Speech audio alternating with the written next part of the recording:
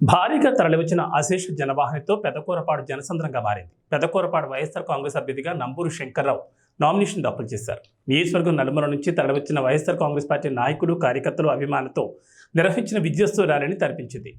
ప్రజాభిమానం చూస్తుంటే టీడీపీకి డిపాజిట్లు కూడా దక్కేలా లేవన్నారు. అభివృద్ధికి మారుపేరుగా నిలిచిన జగనన్న శంకరన్నకు ఫ్యాన్ గుర్తుపై ఓటు వేసి గెలిపించాలని కోరారు.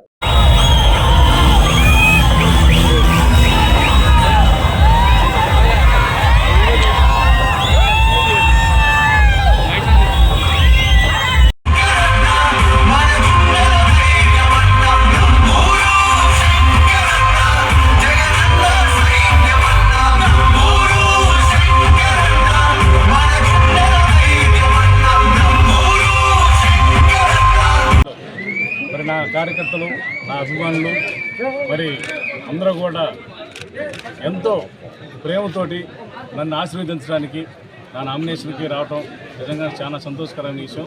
అందరూ కూడా పెద్ద ఎత్తున వచ్చారు. గతంలో ఎప్పుడు కూడా ఈ నియోజకవర్గంలో ఎంతమంది కార్యకర్తలు మరి నాయకులు వచ్చి ఉంటారు.